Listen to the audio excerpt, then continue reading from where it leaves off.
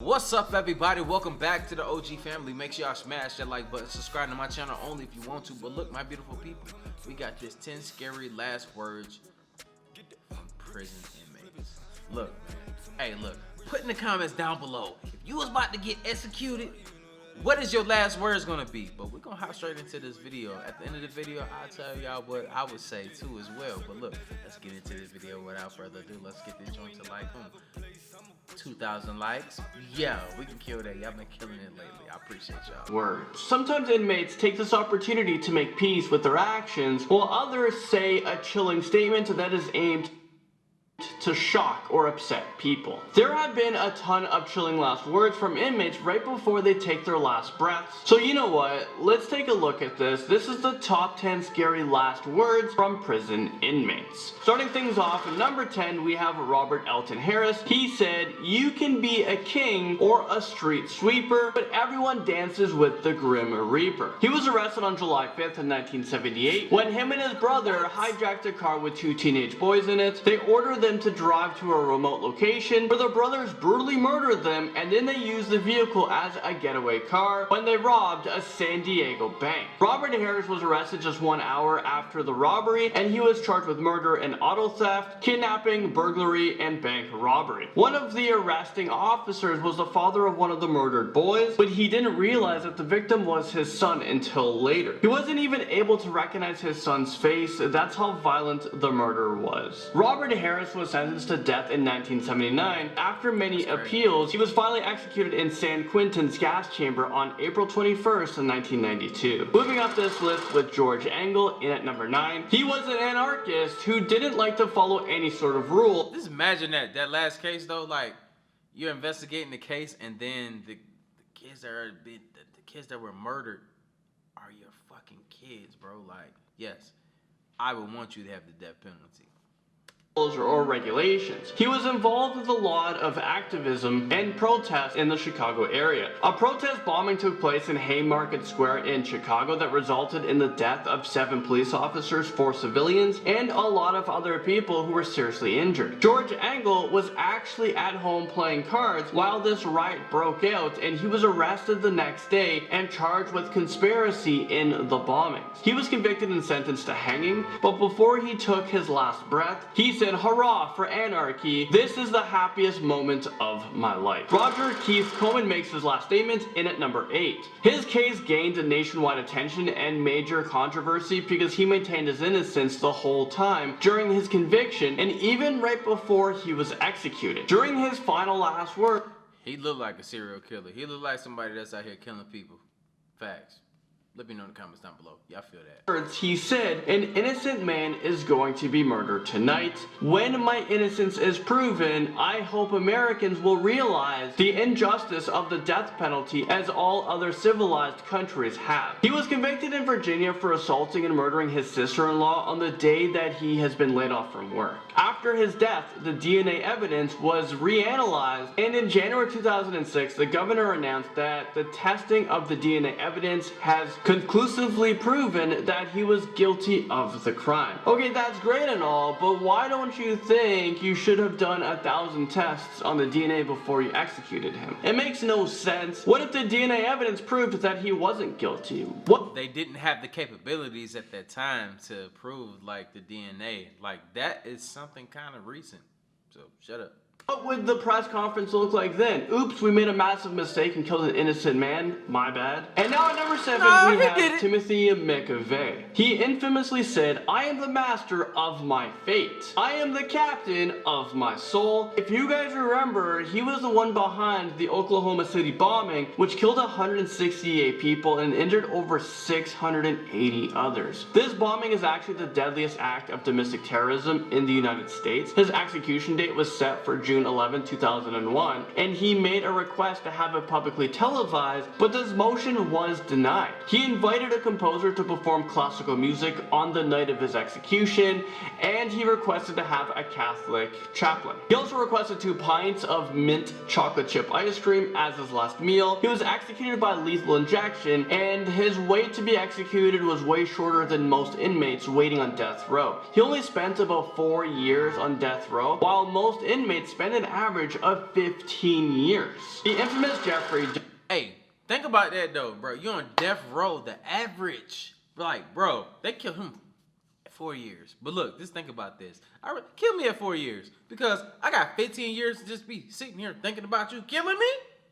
Ain't nothing I can do about it. Oh yeah, I'm cool on that. Kill me already. Dahmer is next up at number 6. He was sentenced to 15 consecutive life terms for murdering 17 men and boys in the Milwaukee area, and this is between 1978 and 1991. He was also heavily into necrophilia, and he kept his victims' body parts in the freezer so that he can just eat them later. The interesting part of this story is that Jeffrey Dahmer wasn't given the death penalty. His inmate actually beat him to death because he said that Jeffrey Dahmer was a sick and creepy man. And yeah, he was. He used to make this person food look like human body parts, and he would cover them in ketchup to resemble blood. So according to Jeffrey Dahmer's murderer, his last words were, "I don't care if I live or die, go ahead and kill me." And now at number 5 we have Tom Blackjack Ketchum. He was an outlawed cowboy who murdered someone in 1895. After that, his gang fled to New Mexico, where they committed more robberies before he was captured during an unsuccessful attempt to rob a train. He was quickly arrested, put on trial, found guilty, and sentenced to death by hanging. When his execution date arrived, it was the biggest public display in the area because he was the first person to be hanged for a train robbery in New Mexico. However, things didn't go... Bro, they were taking pictures of everything, bro. Like, that's why I cannot stop my facial expressions from happening right now. I'm just everywhere with it. Wow. Alright, a little weird. But look, he was standing right there, and we just seen the picture of them before they hang this man. He just standing there all calm. No, I'm jumping the hell off this goddamn platform and I'm running. Y'all gonna have to shoot me down or something like that. I'm gonna have to I'm trying to stab all y'all, whatever. I'm gonna have to go out with a bang. You're not just hanging me. Go as smoothly as they hoped. Before he was hanged, he said this: "I'll be in hell before you start breakfast, boys. Let her rip." And right after that, he said the rope completely decapitated him, and it is said that his headless body landed on its feet and stayed standing upright for quite some time. John Wayne Gacy had 3 famous last words, and this comes into number 4. He kept it short and sweet when he said, "Kiss my ass." I don't know about you guys, but I think I would have, a lot more to say for my final words than "kiss my ass." But then again, he was a textbook serial killer who didn't really have any emotions. He was known as the Killer Clown because he used to dress up as Pogo the Clown and perform at many charitable events and birthday parties. He took the lives of at least 33 young boys in Illinois, and 33 young boys. I know y'all seen this damn movie. Y'all had to. Let me know in the comments down below if you've seen this movie. You had to. He would bury their bodies underneath his home. So when he was convicted of sexual assault in 1968, the police were able to find all of the dead bodies that he tried to cover up. Despite a bunch of corpses being found underneath his own home, he maintained his innocence. But he was found guilty in 1980 because there was just so much compelling evidence against him. He was given multiple death penalties and life sentences, and finally, after being on death row for 14 years, he was executed by lethal injection. Aileen Wong is up next at number 3. Aileen had a terrible childhood that was full of abuse and abandonment. I think that's that woman right there that was in that movie that it was called Monster.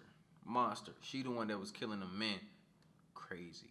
So it's almost no surprise that she went on a killing rampage that would define her as America's most infamous female serial killer. She worked as a prostitute, and she killed 7 men that picked her up along the highway. Aileen said that all of her murderers were out of self-defense, but she was also convicted and sentenced to death for 6 of the murders. She was executed by lethal injection on October 9, 2002, but before she died, she said this: "I'd just like to say I'm sailing with the Rock, and I'll be back like Independence Day with Jesus, June the 6th. Like the movie, a big mothership of all, I'll be back." I don't even know what this even means, but I am pretty scared. And June 6th, what happened? Yeah, what's gonna happen on June 6th? Like, look, this bitch can't come back like that killing us, bro. I'm staying in the house, especially with them ugly ass teeth she got. I'm alright.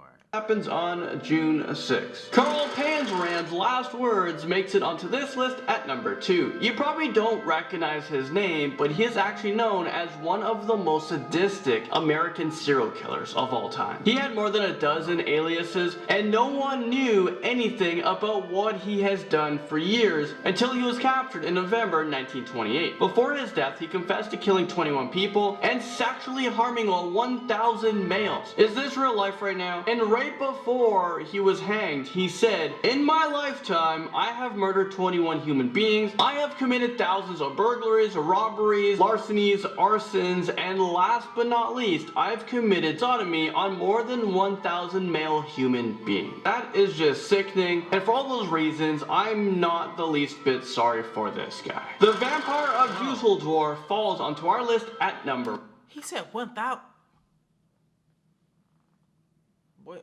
Boy, you doing a lot, boy. You like booty hole a lot. Like, that's crazy. 1. He is known as a vampire because he would occasionally attempt to drink the blood from his victims' wounds while they were still alive. But eventually he was arrested and sentenced to death by beheading because he committed a series of murders and sexual assaults. He even admitted to killing a 9-year-old girl. It is confirmed that he murdered at least 9 people, but the police suspected that he brutally murdered a lot more people. So one evening before his death, he ordered a Wiener Schnitzel, a bottle of white wine, and fried potatoes, and the next morning he was taken to the guillotine to have his head chopped off. But before he left this world, he made one last scary statement that probably haunted the people that were at his execution. He said, "Tell me, after my head has been chopped off, will I still be able to hear, at least for a moment, the sound of my own blood gushing from the stump of my head? That would be a pleasure to end all pleasures." I mean, yeah, after hearing that, I'm definitely gonna have nightmares, and if that wasn't enough, his mummified head is on display right now in a Wisconsin museum after doctors tried to cut it open to find reasons behind his evil. I mean, you can't make this stuff up. Oh, there you guys have it.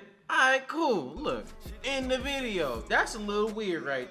Well, not a little, that's big weird. Like, bro, it's some, like, at this point, man, they said that there's like a couple hundred, like, serial killers in the United States right now that's actively out here, like, killing people. Look, man, make sure y'all staying safe out here. My women, look, make sure that y'all guarding y'all drinks when y'all somewhere public. Right now, we should have masks on, not even be in the club, but y'all stupid ones that's still out there doing this dumb stuff. Make sure you guarding your drinks. Nobody's putting nothing in your drink.